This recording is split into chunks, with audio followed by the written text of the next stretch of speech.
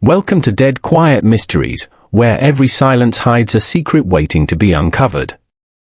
New moon symbol. Before we dive in, tell me, where in the world are you tuning in from? Drop your city and country in the comments below. Globe showing Europe Africa detective ###. Chapter 1, A Visitor in the Rain. It was in the early days of March, during a season when the skies over London appeared to have taken a permanent dislike to the earth beneath, that a most singular case began. The morning had been a grey one, the light filtering in through the windows of Baker Street in a pallid, joyless hue, and the afternoon fared no better. The rain had settled into a steady patter against the panes, neither a storm to stir excitement nor a drizzle one could ignore, but that wearying sort of downpour which dampens both the coat and the spirit. Holmes had ensconced himself in his armchair, a small monograph on tobacco ash spread open across his knees, while I attended to the day's correspondence. Save for the occasional rattle of carriage wheels in the street below, the room was silent. It was in the midst of this quiet that we heard a determined rap at the front door, 3 sharp knocks, the kind which announce both urgency and deliberation. Mrs. Hudson ushered in a gentleman of lean build, his hair touched with grey, his cheeks narrow and a trifle drawn. His garments, though plain, bore the unmistakable marks of careful upkeep, brushed clean, well mended, and without the smallest trace of neglect. His boots, however, betrayed the weather, for the toes gleamed with wetness, and a thin line of water dripped from the brim of his felt hat. "Mr. Sherlock Holmes, I believe," he asked, his voice low yet carrying an undercurrent of restrained agitation. Holmes rose at once, indicating the chair opposite his own. "You are correct, sir. Please, sit by the fire. I find a little warmth can sometimes loosen the tongue as well as the limbs. My friend Dr. Watson will take down any particulars you care to give." The man settled himself, holding his hands out to the blaze for a moment before turning back to Holmes. "My name is Alastair Penrith," he began. "I am the proprietor of Penrith's Timepieces in Clerkenwell. I have come to you, Mr. Holmes, because a grave matter has befallen my establishment, and one of my apprentices." Holmes's eyes, which a moment before had worn their familiar look of languid detachment, sharpened to the clear brightness of a lens catching the sun. "Pray continue," he said. "It concerns Stephen Carrow," Penrith went on. "A promising lad of 19, deft with his hands and sharp in mind. 3 nights ago, I entrusted him with the delivery of a repaired mantel clock to one of our clients, a retired naval man named Captain Draycott. It was a simple errand, a walk of 20 minutes at most. Yet Carrow never arrived, and he has not been seen since. His lodgings remain undisturbed, and the police have turned up no trace of him." Holmes leaned back, fingers steepled. "You have, of course, questioned Captain Draycott?" "I have. He swears he waited at home all evening, but no delivery came to his door." "And in the 3 days since, no word?" "No rumour of illness, nor evidence of misadventure." "Nothing, sir, save this." Penrith reached into an inner pocket and produced a small, folded slip of paper. He placed it in Holmes's outstretched hand with an air of faint distaste, as if the thing were tainted. "It arrived this morning by the post. There is no address, no signature, only these."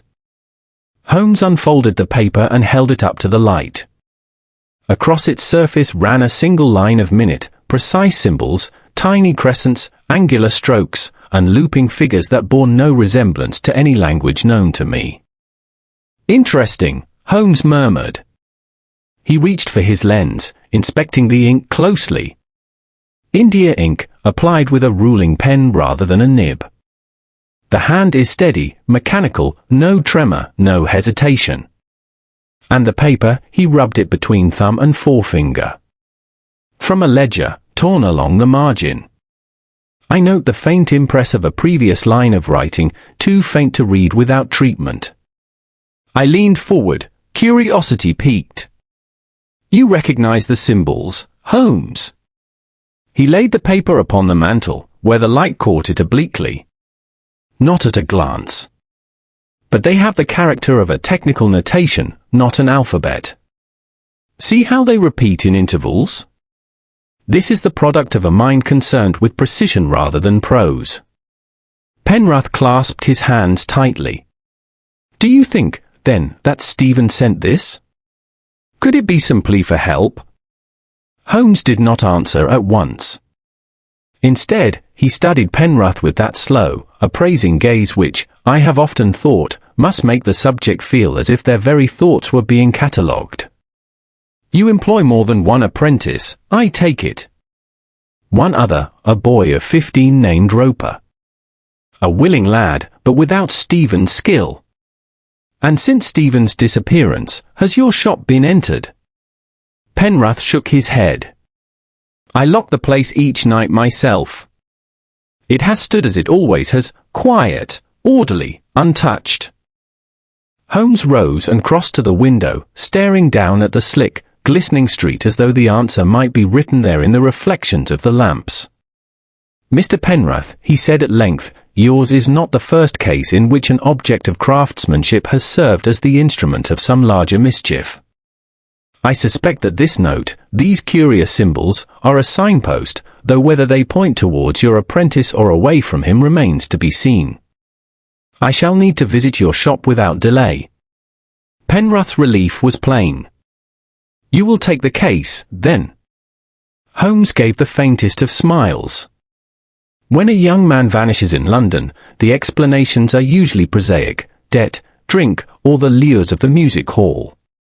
But when he leaves behind a message written in a cipher I have not seen in a decade, the matter rises above the commonplace. Yes, Mr. Penrith, I shall take your case. As our visitor departed, Holmes remained by the mantel, gazing at the slip of paper as if it were a rare specimen under glass. The firelight played over the tiny symbols, lending them a faint gleam. I could not tell if they marked the trail to a rescue, or the first step into a deeper and more perilous intrigue. Chapter 2, The Shop in Clerkenwell. We set out the following morning, for Holmes was adamant that the inspection be made by daylight. The rain had relented to a pale mist which hung over the city like the breath of some great slumbering beast, dampening every sound and dimming every colour. Our hansom cab rattled eastward through the narrow, waking streets, past the first costermongers hawking their wares and the shopkeepers sweeping yesterday's debris from their thresholds. Clerkenwell, when we arrived, struck me as a curious mixture of the industrious and the antiquated. The air smelt faintly of oil, leather, and the metallic tang of worked brass, a mingling of trades old and new. Penrith's timepieces occupied the ground floor of a narrow, three-story building with a bow-fronted window. Behind the glass stood a dignified parade of clocks, each displaying its own steadfast opinion of the hour. Penrith greeted us at the door, keys in hand, his manner subdued but watchful. I have kept the shop locked since we spoke, he told Holmes as he ushered us in. The interior was a craftsman's domain, two long counters flanking a narrow aisle, shelves laden with clock cases, pendulums, and neat boxes of springs and screws. The air was rich with the scent of wood polish and metal filings. Behind the counter stood a workbench strewn with the delicate entrails of several dismantled timepieces, minute cogs and wheels laid out with the care of a surgeon preparing his instruments. Holmes removed his gloves and began his slow survey of the premises. He moved with the feline economy I had seen so often before, his head bent forward slightly, his eyes darting from one detail to the next. He paused at the workbench, examining the largest of the disassembled pieces, a brass carriage clock whose movement lay exposed like the skeleton of a small animal. You said, Mr. Penrith, Holmes began, that this was in progress at the time of Caro's disappearance. Yes, sir. He had been working on it that very afternoon. A fine piece, French, mid-century, requiring a new mainspring and some adjustment to the escapement. Holmes reached out and with a gloved forefinger gently turned the spring barrel. Curious. This has been wound in the reverse direction. Tell me, Caro was right-hand. Indeed, he was. Holmes's gaze flicked to Penrith's hands. And yourself? I am left-handed, Mr. Holmes, though my work seldom shows it. But that clock has not been touched by me since Caro took it in hand. Holmes straightened, a faint furrow appearing between his brows. Then someone else has interfered with it, someone who wins naturally with the left hand. We moved further back into the shop, where a tall case clock stood against the wall. Holmes crouched, studying the floorboards around its base. Watson, observe the scuff marks here. Not from boots, but from something narrow and hard, dragged across the boards. A stick, perhaps? I ventured. Possibly. But note the height, too low for a walking stick, too high for drop tools. It suggests something carried at the side and set down briefly, perhaps a case or satchel. Penrith watched our progress with the air of a man only just beginning to realize the complexity of his own troubles. I see no sign of forced entry, and the till is untouched. What could anyone wish to take? Holmes said nothing but crossed to a set of pigeonholes where repair tickets and receipts were stored. He leafed through them rapidly, his long fingers moving with practiced swiftness, until he paused at one and drew it out. Here, he said. A delivery scheduled for the day after Caro vanished. The address is crossed through, replaced with another in a different hand. Did you make this alteration, Mr. Penrith? Penrith shook his head. No. That was not my writing. Holmes slipped the paper into his pocket. We shall pay this address a call in due course. From the shop we passed into a small rear room, part office and part storeroom. Here the floor was littered with shavings of soft pine and strips of packing paper. Holmes stooped and picked up a fragment of crumpled brown wrapping. He smoothed it on the desk and studied a faint imprint in the paper, letters in reverse, transferred from whatever the paper had wrapped. Fabrique de Genève, Holmes read aloud. So, the parts are of Swiss manufacture. Penrith nodded. Many of our finer replacements come from Geneva. But the last shipment arrived intact a fortnight ago. Holmes seemed scarcely to hear. He crossed to a high shelf and examined several wooden crates stacked there. One bore a small chalk mark near the corner, a triangle with a bar through it. Not your mark, Mr. Penrith. No. We number ours with ink. Holmes tapped the chalk triangle. Then this is the work of another, a sign between accomplices. It may indicate contents, destination, or time of removal. After a final circuit of the shop, Holmes replaced his gloves and turned to our host. I shall want to speak to your other apprentice, Roper. And I must ask you to disturb nothing here until I give leave. Every misplaced cog or altered label is a word in a language we must learn before this affair is resolved. Penrith assented readily, though his expression showed the strain of the morning. We took our leave, stepping back into the damp street where the mist was lifting slightly, revealing the pale brick and soot-streaked windows of Clerkenwell's older buildings. As we hailed a cab, I could not resist asking, "You found more than you chose to tell him, Holmes?" He gave a slight smile, one corner of his mouth tilting. Enough to know that Caro's disappearance is not the random act it might appear. There is a deliberate hand behind it, a hand that understands both the making of clocks and the making of deceptions. The reversed winding of the mainspring, Watson, is not merely a quirk, it is an announcement. An announcement of what?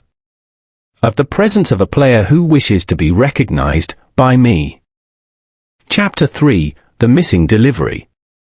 The address to which young Caro had been sent lay in a quieter quarter not far from the river, where the streets were narrow and the houses, though weathered, retained something of their former respectability.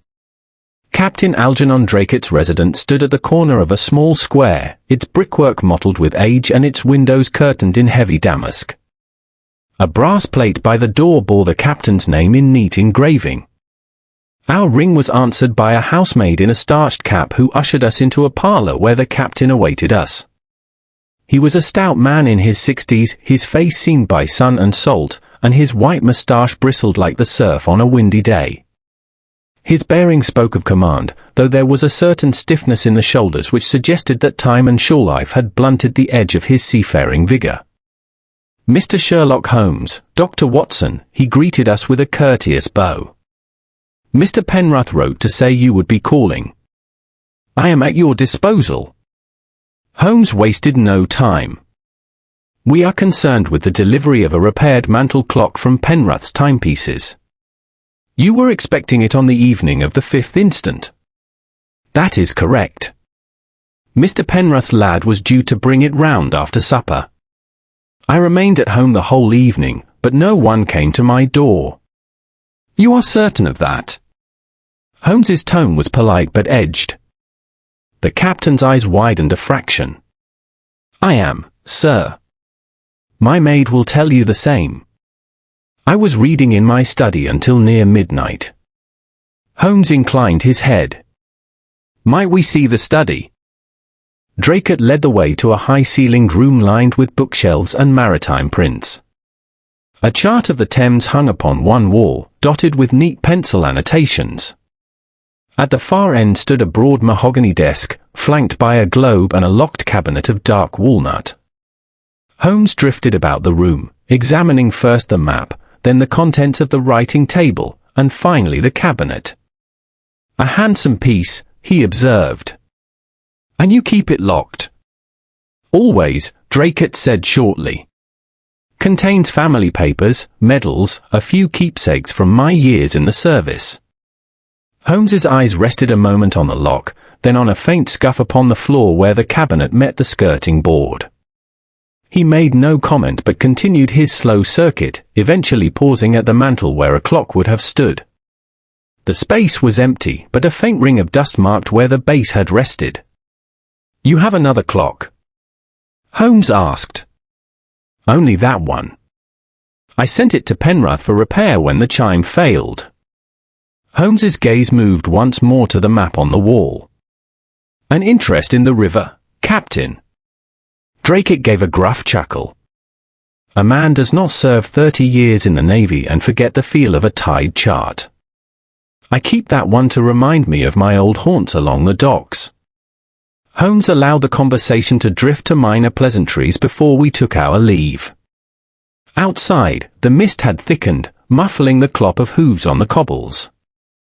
I was about to remark on the captain's unremarkable part in the matter when Holmes halted me with a raised finger. "Draycott is truthful in saying the delivery never arrived," he said. "But he lies about the cabinet's contents." I frowned. "What makes you say so?" "The lock is of a type used in certain bonded warehouses, where goods are stored under customs seal. Its keyhole bears fresh scratches, yet the surrounding wood shows no sign of forcing. Someone with the correct key has opened it recently, and in haste." "And the map?" "Annotated not for idle reminiscence, but for present use. The pencil marks follow the locations of private keys, some still in operation. Our retired captain's interest in the river is far from sentimental. But his affairs, while suggestive, are not directly germane to our immediate problem." We were silent for a moment as we walked, each step bringing us further from the captain's respectable square and closer to the bustle of the city. Holmes's eyes had that distant, inward look which meant his mind was knitting facts together in some private loom. At last I said, if the lad never reached Draycott's house, then he was waylaid somewhere along the route. Or, Holmes countered, he diverted from it voluntarily. "You believe he might have been complicit?" Holmes gave a small shrug. "It is an hypothesis, no more. We must resist the temptation to wed ourselves to any one explanation until the facts insist upon it." We reached the cab rank, and as Holmes hailed a driver, he added, "There is something else. Did you note the dust ring upon the captain's mantel?" "Yes, the absence of a clock." "Indeed. But consider, dust does not form in a perfect ring unless the object has stood undisturbed for some time. If the captain sent the clock for repair, he must have done so weeks ago. Yet the delivery was arranged only this week. That discrepancy, Watson, is the first thread in a tangle we shall have to unpick. Our next destination, Holmes declared, was not along the lad's supposed route but back to Clerkenwell, specifically, to the lodging house where Stephen Carow resided. If the young man had left any hint of his intentions, it was most likely to be found among his personal effects.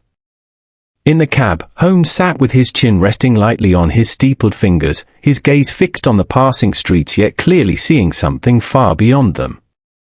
I knew better than to press him, for when Holmes was thus engaged, his mind moved with a swiftness that speech could only hinder. We arrived at a modest row of brick houses where Mrs. Renshaw, the landlady, showed us up to Carow's small attic room. The space was orderly to the point of austerity, a narrow bed, a washstand, a chest of drawers, and a tiny table with a single chair. A faint smell of oil and brass lingered, as if he had been in the habit of working here after hours. Holmes examined the room with quick, precise movements. He opened the drawers, checked beneath the mattress, and inspected the underside of the table. From the latter he drew a scrap of paper, folded tightly and pressed into the wood's groove.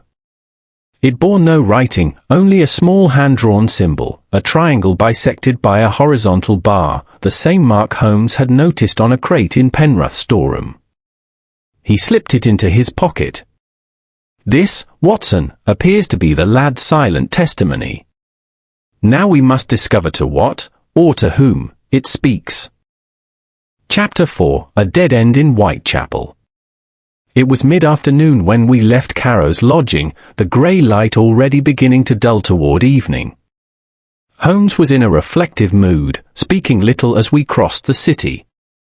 Our next lead came from an unexpected quarter, one of Lestrade's men, who, upon hearing of our inquiries, mentioned a report from a cabman. The fellow claimed to have driven a young man matching Carow's description to a public house in Whitechapel on the night of his disappearance.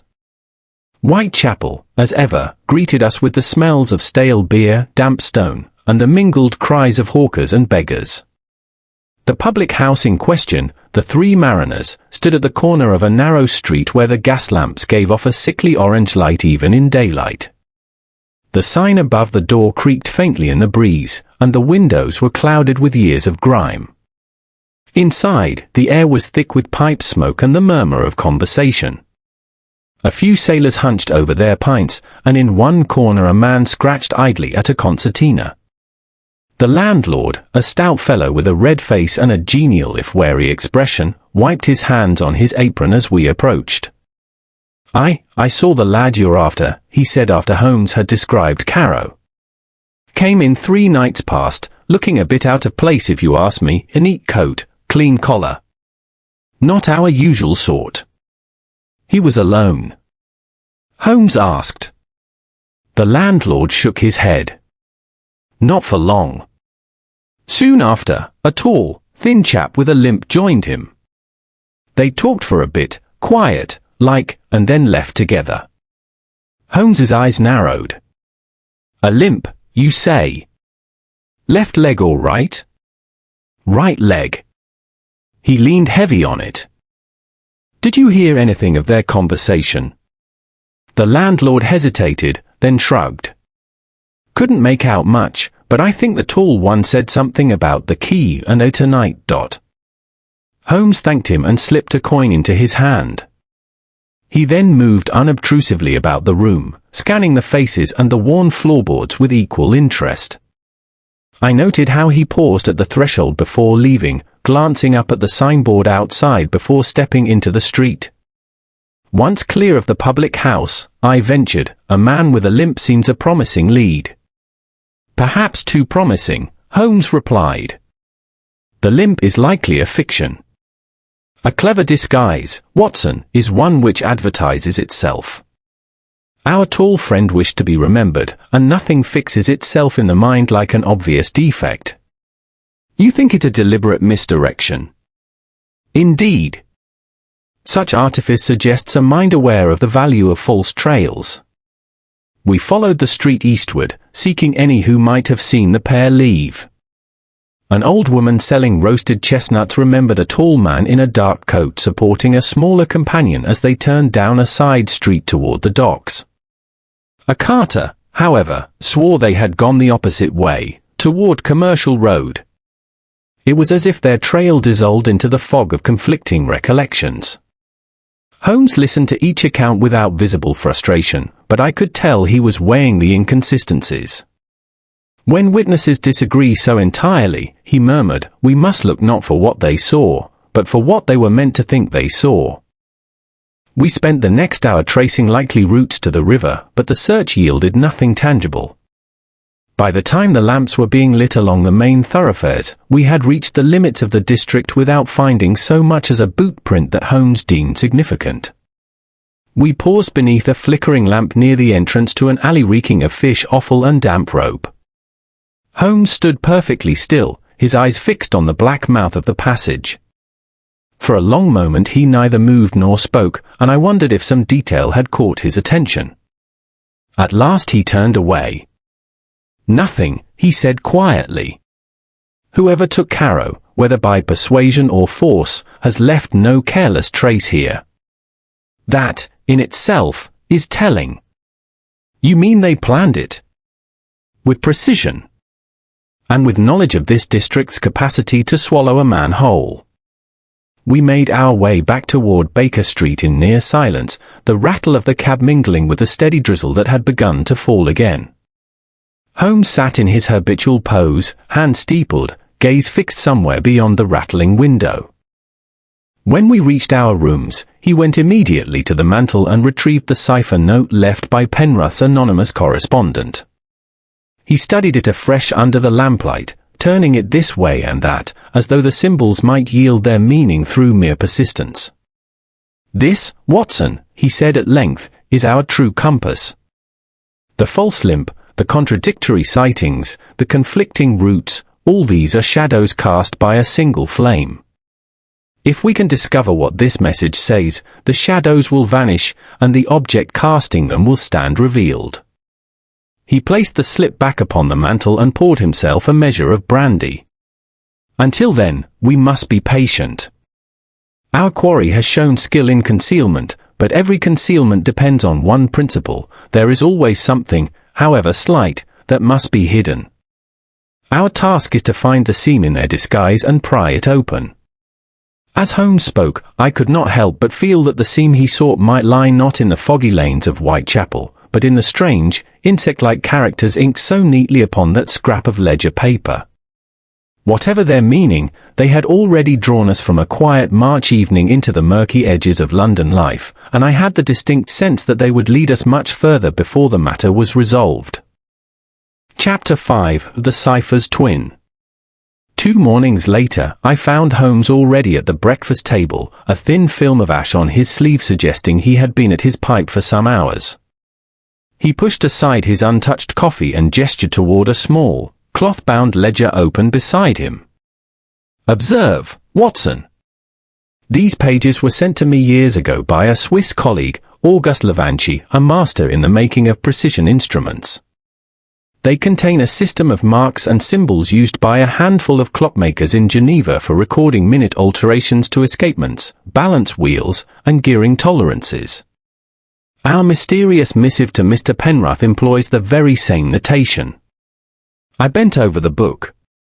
The resemblance was undeniable, the peculiar crescents, forked lines, and small circles repeated with mathematical regularity. Holmes tapped a penciled column in the ledger. Here, each symbol corresponds to a specific increment of adjustment. By substituting letters for the mechanical values, one may, with little risk of detection, convey a message concealed within an apparently innocent technical record. You believe, then, that the note sent to Penrith conceals such a message? I am certain of it.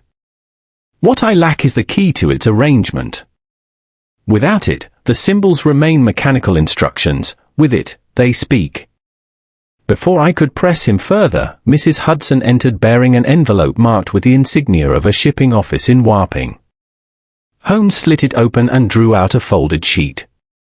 Across the top, in a tidy copperplate hand, was written, "Received in error."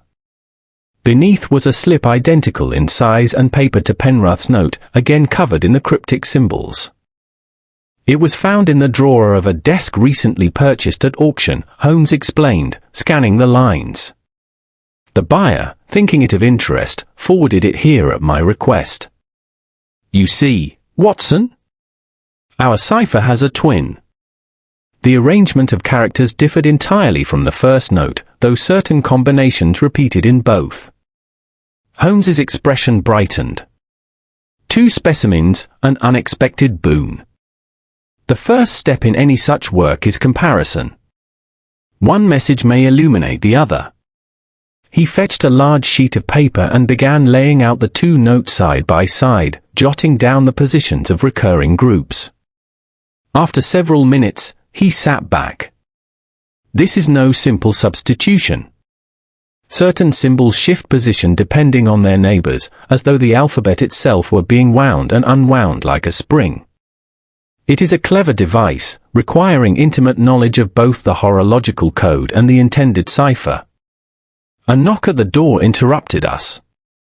It was young Roper, Penrith's remaining apprentice, accompanied by Lestrade. The inspector's brisk manner suggested a fresh development. I brought the boy along, Lestrade said, in case he can shed light on what you found.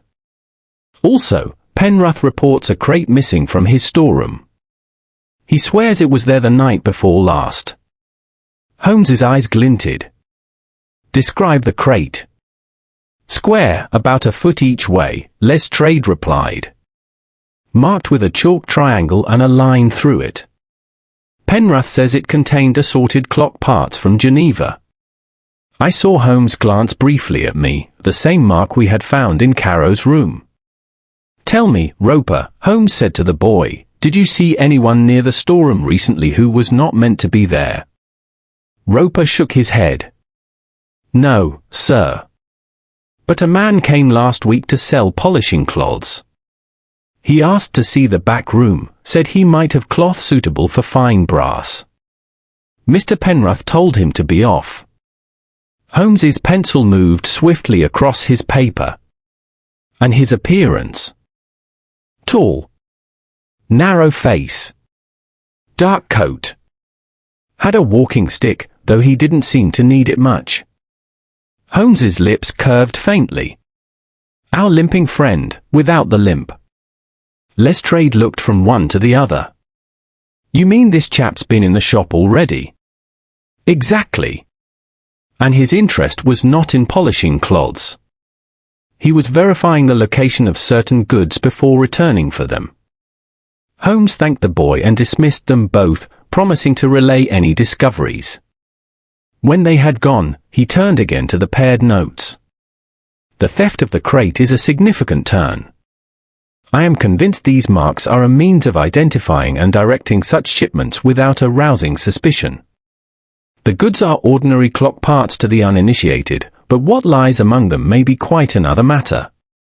You suspect smuggling. Of a kind that demands precision and discretion.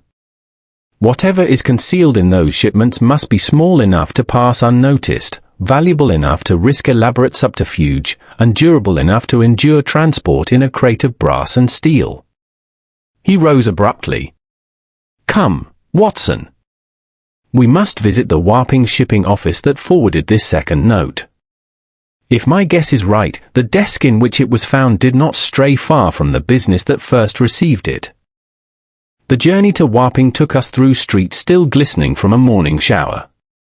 At the shipping office, a clerk confirmed that the desk had been purchased at a sale of effects from a bankrupt chandlery, a business with ties to several warehouses along the river. One of these, the clerk said, remained active under new ownership, handling consignments from the continent.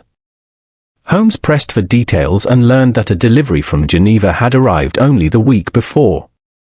No crates matching Penrith's description were listed on the manifest, yet the total weight of goods recorded exceeded that of the declared items. An extra box hidden in plain sight, Holmes murmured as we stepped back into the street. It is a method I have seen before in other trades, but rarely executed with such care. And the cipher, Watson, I believe it is both a record of goods and a set of instructions for their diversion. The river smell was sharp in the air as we walked toward the quay. Somewhere among the stacked barrels and piled crates lay the trail to Stephen Carow, and perhaps to a far wider conspiracy than Penrith's anxious letter had first suggested. Chapter 6: A Second Disappearance. The morning after our visit to Wapping, Holmes and I were interrupted at Baker Street by Inspector Lestrade, whose appearance was unusually grave. "Penrith's gone," he said without preamble. Holmes looked up from his papers. "Gone?" "Vanished. He left the shop yesterday afternoon to take a package to a customer near Holborn. Never arrived. His assistant locked up for the night thinking he'd gone home late, but this morning there's still no sign of him. And the package, a mantel clock due for delivery, has gone with him." Holmes set down his pen and rose. "Describe the clock." "Walnut case, about 18 inches high, brass dial. Roper says Carow had worked on it before he disappeared." Holmes's eyes narrowed. "Two disappearances, two clocks. The connection is no longer speculation, it is certainty. Come, Watson." We took a cab straight to Penrith's timepieces. Roper met us at the door, pale and anxious. "I told the inspector everything," he said quickly. "Mr. Penrith was in good spirits when he left, carrying the clock in a cloth bag. Said he'd be back within the hour. That was the last I saw of him." Holmes moved past him into the shop, scanning the counters and workbench. Nothing seemed disturbed, yet his gaze caught on the latch of the front door. He bent close, scraping at the metal with his fingernail. "A smear of grit," he said quietly. "Fine, grey, sharp-edged, quarried stone, the sort used on the floors of riverside warehouses. Whoever handled this latch last came from such a place." Lestrade looked skeptical. "Half the dockside would fit that description." "Perhaps," Holmes said, "but not all of them would have business with Geneva clock parts and a fondness for chalk triangles." He moved into the storeroom. One crate sat open on the bench, filled with brass wheels and steel springs. He lifted a handful, letting the pieces clink together softly.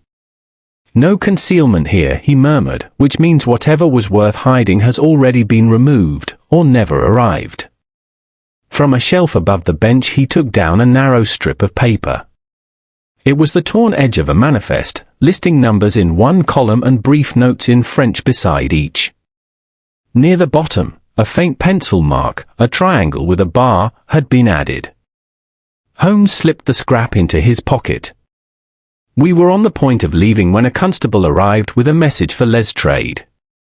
It was from a dock watchman at Wapping, reporting that a man answering Penrith's description had been seen the previous evening near a warehouse owned by a firm called Blanchard and Company. He had been accompanied by a tall, thin figure in a dark coat. Holmes's expression sharpened. Blanchard and Company is one of the warehouses mentioned at the shipping office yesterday. Their yard backs directly onto a private quay, an ideal point for loading or unloading without interference. Within the hour we were at the Wapping address. The warehouse stood 3 stories high, its brickwork scarred and soot-darkened, its doors barred from the inside. A foreman in a frayed waistcoat came to meet us, but denied any knowledge of Penrith or his missing clock. Holmes asked for the delivery ledger. The man hesitated, then fetched a thick, dog-eared book. Holmes turned the pages quickly, stopping at a recent entry written in a different hand from the rest. The goods were described vaguely, mechanical parts, with no supplier named. In the margin was a tiny chalk smudge. "Do you mind if I look at your upper floor?" Holmes asked.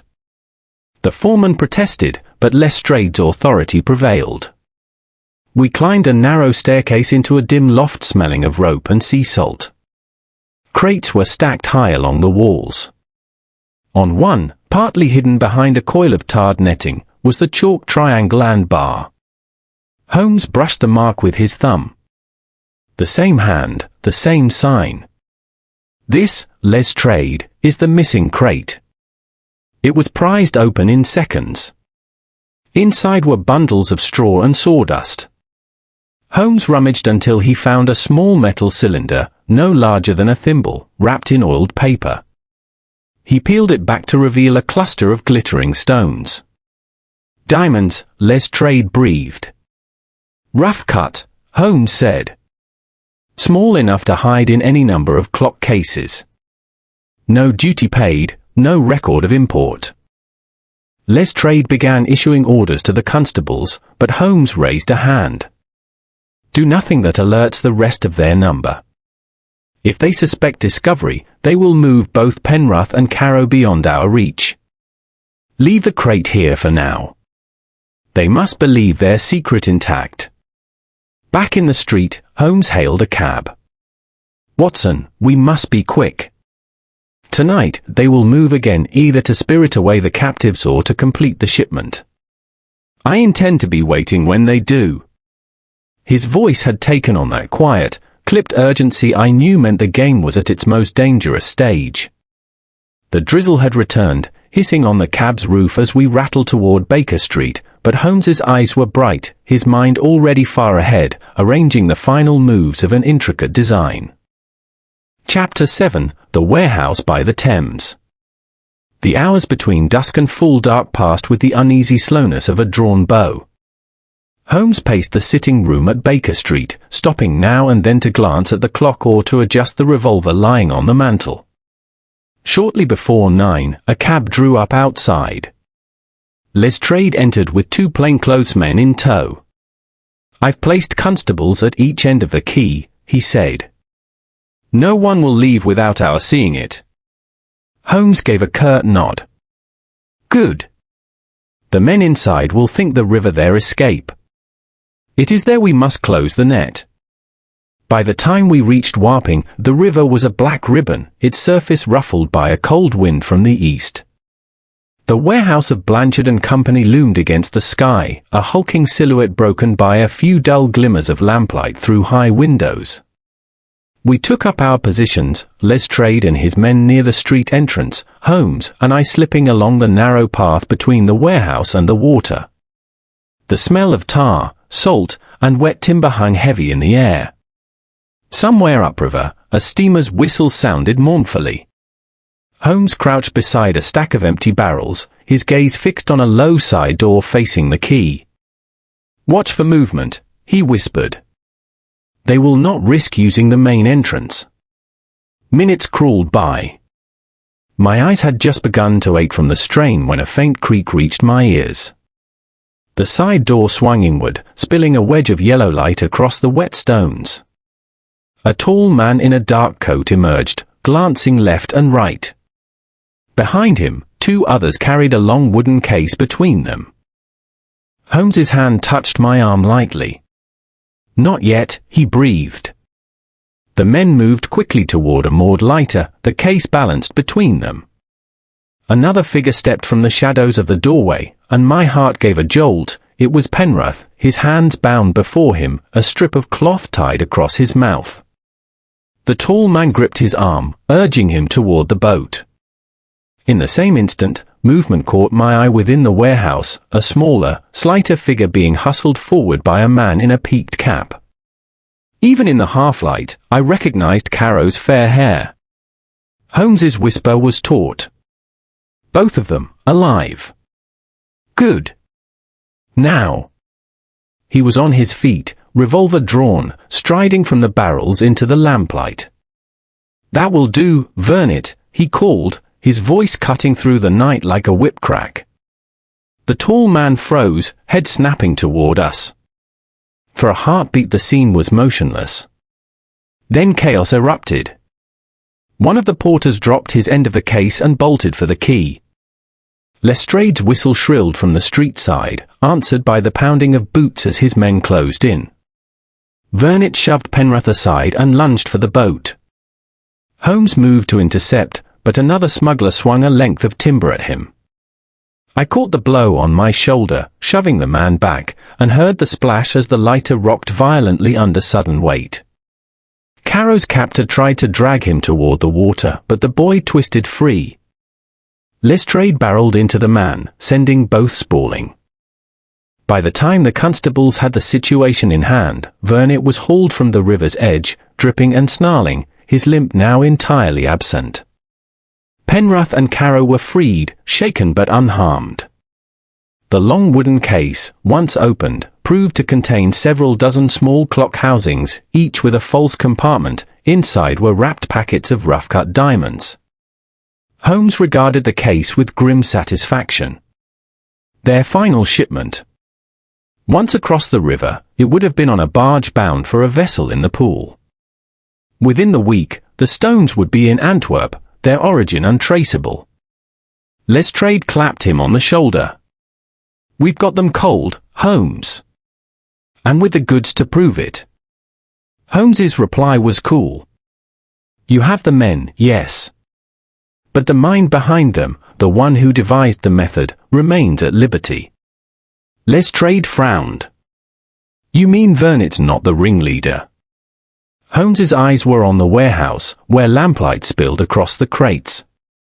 "No. He is the engineer of their devices, nothing more. Someone else directs the flow of goods, chooses the targets, and collects the profits. The cipher, Inspector, was meant for that person alone. It told him where the shipment was hidden and when it would move." Lestrade swore softly. "If you've got a name, Holmes." "I have a theory," Holmes said, "but the proof lies in the patterns of those symbols. And now that we have both notes, the missing crate, and the final shipment, I believe the solution is within reach." By the time we escorted Penrith and Caro to safety, the river had grown quieter. The warehouse was under guard, the prisoners bound for the station. Holmes stood for a moment at the quay's edge, gazing into the darkness where the tide lapped at the stones. "Observe the method, Watson," he said softly. "They hid their cargo in plain sight, inside objects too humble to attract the attention of customs. But there is always a trace, the dust of the key on a door latch, a chalk triangle on a crate, a mainspring wound in the wrong direction. To the inattentive eye, they are nothing. To the trained one, they are a confession." We turned back toward the waiting cab. The night's work was done, but I could see from Holmes's expression that his mind was already arranging the facts into their final order, ready for the unmasking yet to come. Chapter 8, The Master's Explanation. The following evening found our sitting room in Baker Street unusually crowded. Inspector Lestrade occupied the hearthrug, while Mr. Penrith and his apprentice Caro sat side by side on the sofa, both still bearing traces of their ordeal. Holmes, standing before the mantel with the 2 cipher notes in hand, waited until the room had settled into expectant silence. "You are all here," he began, "because the matter has now reached its natural conclusion. The smuggling ring we encountered was not merely the work of Jacques Vernet and a handful of dockside rogues. They were the visible machinery of a more subtle and deliberate operation."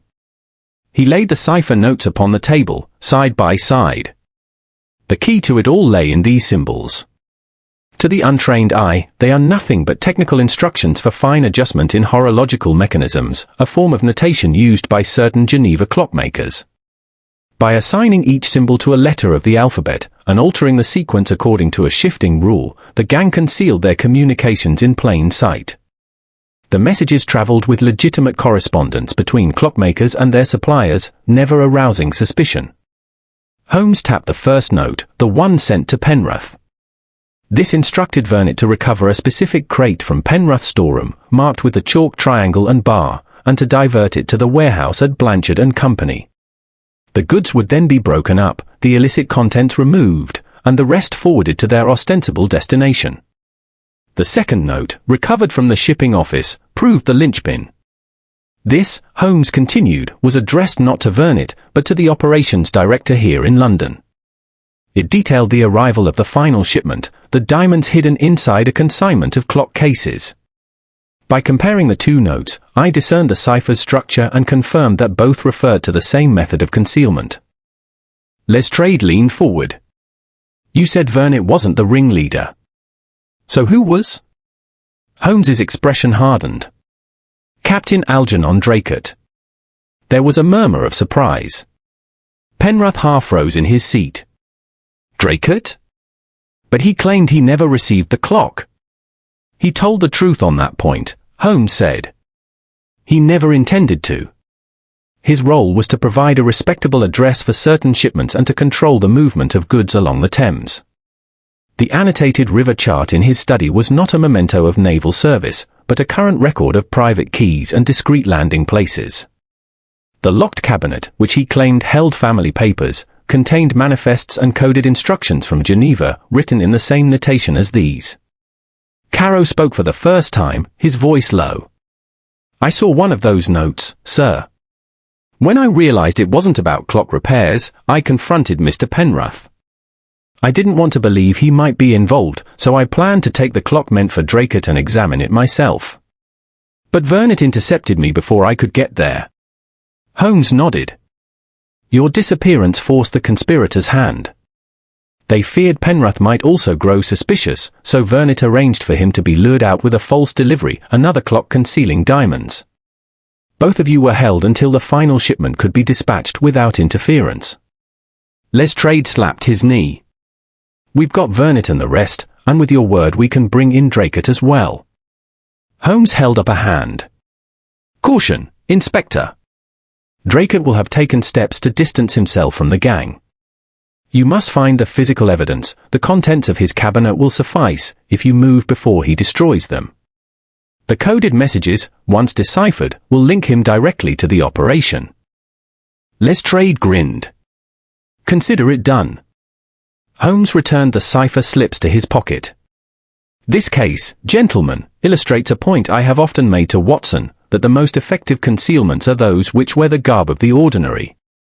Who, after all, would suspect that a shipment of clock parts harbored anything but brass and steel? Yet a false compartment, the turn of a mainspring in the wrong direction, or a crate marked with an obscure symbol, all these are enough to tell the truth to the man who knows where to look. He turned to Penrith. You have been most fortunate, Mr. Penrith. The affair might have ruined your reputation and your livelihood. You owe much to your apprentice's sharp eyes, and perhaps a little to mine. Penrith managed a smile. I am deeply in your debt, Mr. Holmes. As for Stephen, I dare say I have underestimated him. Holmes's expression softened almost imperceptibly. A wise master never underestimates the observant pupil. When our visitors had gone, Lestrade lingering last with promises of warrants and swift action against Draycott, I found Holmes by the window, gazing out into the rain-slick street. You had your suspicions about Draycott from the start, I remarked. The dust ring on his mantel told me the clock had been absent for weeks, not days, Holmes replied. His interest in the river was plainly professional, not sentimental. And the scratches on the lock of his cabinet, fresh, precise, the work of a man who opens it often but in haste, were the kind that speak volumes to an attentive observer. All that remained was to fit those observations into the larger pattern suggested by the cipher. I shook my head. And all from a scrap of paper covered in what looked to me like nothing more than doodles. Holmes smiled faintly. The difference, my dear Watson, lies in recognizing that nothing worth hiding is ever meaningless. Even the smallest mark may be the fingerprint of a larger design. The lamplight caught the rain on the window, making the street outside shimmer like the surface of the Thames itself. Somewhere down by the river, constables would be moving against Draycott, the final piece of the clockmaker's cipher sliding into place. Holmes drew his dressing gown tighter about him and reached for his pipe. Another mechanism dismantled, he said, and, I think, one that will not be put together again.